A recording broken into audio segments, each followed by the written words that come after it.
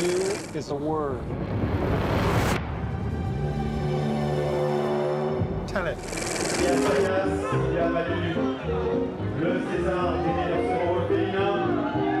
I thought it was just a bookstore with a circus theme. Hello and welcome to this week's Cinema Show, where we're bringing you the latest in movie news with film critic Lisa Nesselson, who's joining me for that remotely. Hi, Lisa. Now we're starting with some great news for many of us here in France. Movie theatres will be allowed to reopen nationwide on June 22nd. Now, Lisa, can you tell us a little bit about what it will be like to go and see a film after our 3-month hiatus? Well, not really, and neither can anybody else just yet. What we do know that people are very eager to go back to real theaters because going out to a movie still polls as France's favorite leisure activity. 25% of the cinema screens in all of Europe are right here in France, so that represents a lot of jobs and a lot of revenue. An average of 12 to 16 new films come out every week, and we'll have missed 14 weeks in a row. So that's quite a backlog, at least 150 films, maybe more. About 50 got permission from the authorities to go straight to VOD. There was an exception to the rule. But quite a few distributors held out for theaters reopening, and there are 3 French films that had just begun their commercial careers, and so we're going to pick up where they left off, and that is the biopic De Gaulle, social comedy in Bonne Épouse, and the excellent drama Un Fils, and we already reviewed all of them. Despite wars and terrorism and even the pandemic of 1918, this was the first time they had shuttered in 125 years. Now, French Prime Minister Edouard Philippe said, "Our greatest adversary is large gatherings," but he also said that he trusts cinemas to put in the necessary safeguards. He also said that if for any reason a cinema does not think they can do what's needed, then he trusts them to not open again until the virus is no longer a threat. Ventilation is incredibly important, even when there's not a pandemic or a health crisis. The air in a theater should be completely refreshed for 5 minutes between screenings. Of course, some theaters are equipped with the powerful fans to do that, and some maybe aren't. We're all expecting that 2 or even 3 seats must remain empty between patrons, and that means smaller theaters are going to have a hard time making money. And additional provisions for serious cleaning, and more often that's also going to cost extra. L'Officiel des Spectacles, the weekly entertainment guide that began publishing in 1946 and that I have bought every week for 40 years, will be back on newsstands. That will be a reassuring sight, I'm sure. Now, one very hotly anticipated film is Christopher Nolan's Tenet, which is set for a July 17th release in the US, and it comes out here in France on July 22nd. Let's take a look. What the hell happened here? Hasn't happened yet. There are people in the future who need us. I need a Tenet. We need to save them here and now.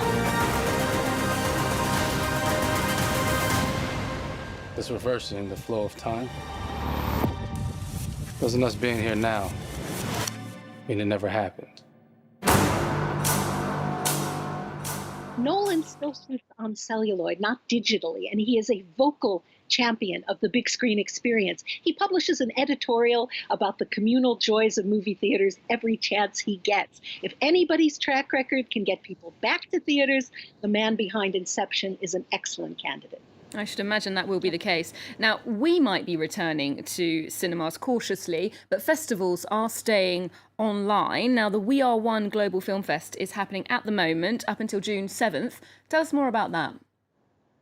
Well, back in 2001, after the September 11th terror attacks, Robert De Niro and his colleagues in the Tribeca neighborhood started their now famous film festival to get people to return to Lower Manhattan. This time, they've convinced some of the world's leading film festivals to pick movies they find exciting and present them for free online. Over 100 offerings, including award-winning short films and a juicy sampler of master classes, are mixed in with feature films from all over the world. It is a truly global event in content and access. Sarajevo, Berlin, Sydney, Sundance, Cannes, Venice, 20 established international festivals in all. Some of the films go back decades, some of them are very recent, some are brand new.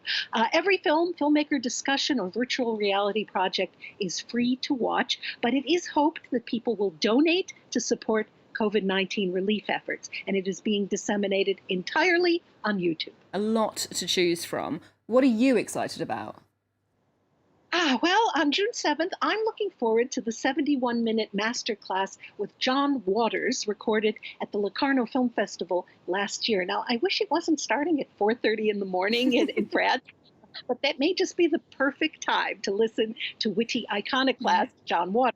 It is also hard to go wrong with the choices from the Annecy Animation Festival here in France. So here's a trippy sample from animator Joan C. Gratz, who made the 1992 Oscar-winning short Mona Lisa Descending a Staircase. This is from the 11-director compilation film 1 Minute Memoir. I'm an extremely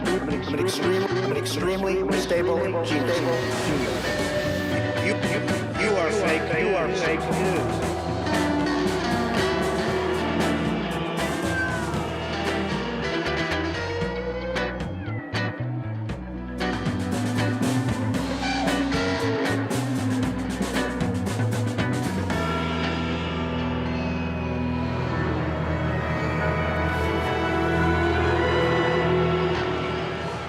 Well, next to Woody Allen, who's now 84 years old and who's been working in show business since he was 16. This week, his memoir, Apropos of Nothing, comes out in a French translation, but it almost didn't make it in English. Can you explain? Well, in the US, the books were printed and bound and ready to go at publisher Hachette when a few dozen employees walked out in protest, claiming solidarity with Allen's adopted daughter, Dylan Farrow, who alleges that he sexually molested her once in 1992 when she was 7 years old. Allen denies the allegation, which was thoroughly investigated at the time in the state of Connecticut and the state of New York. No charges were ever filed against him. Here in France, the largest circulation news weekly, L'Obs, found Hachette's decision disturbing enough to publish 2 editorials asking why and what next. Now, keep in mind that Woody Allen is Ronan Farrow's biological father, and that Hachette also published Ronan's book, Catch and Kill, detailing the sexual misconduct of Harvey Weinstein and other prominent men. So Ronan threatened to stop working with Hachette if they published Woody's book.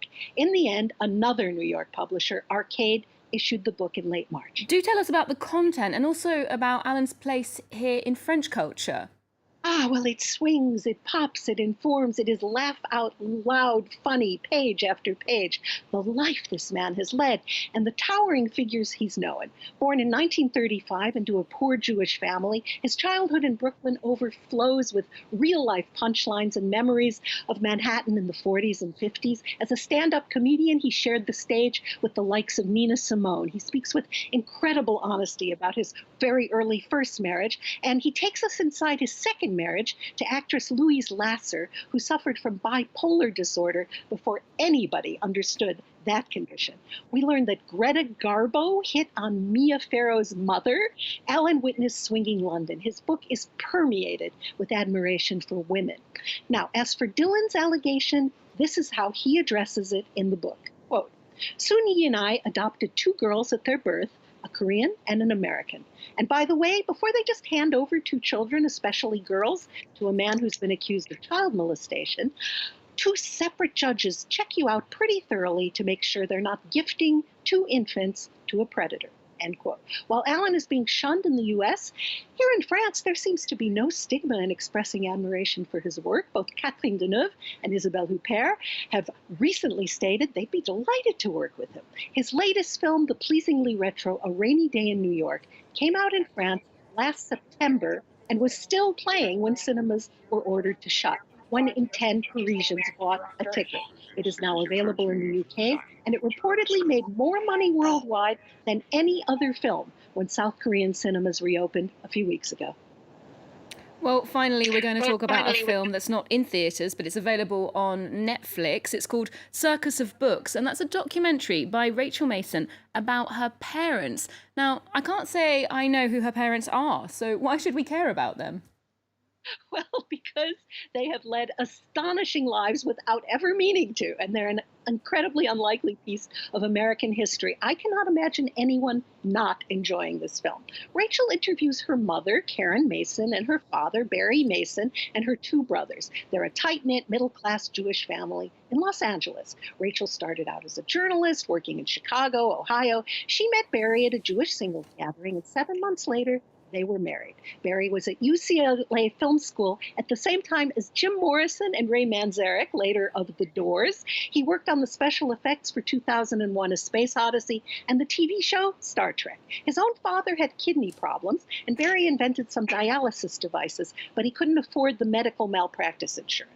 And then, as the film shows us, the couple ended up running a hardcore gay male book and film and accessories store that meant the world to countless gay people when adult materials could get you convicted of a felony and sent to jail. Now, the kids had absolutely no idea what their parents really did for a living. Karen and Barry fell into producing very lucrative and successful X-rated gay male movies, and in a twist, the Masons had no clue about at least one of their own children. It's funny and touching and shows how far the U.S. has come in terms of increased tolerance toward different gender identities and sexual practices. And it's funny. Karen may be a gay porn purveyor for over 30 years, but she's also a synagogue-going Jewish mother who keeps criticizing her daughter the whole time she's shooting. Really, seek this out. Well, thanks very much for the tip, Lisa. We'll leave you with a glimpse of that home enterprise porn emporium. And do remember you can get more movie news on our website, and you can keep up with us on social media too.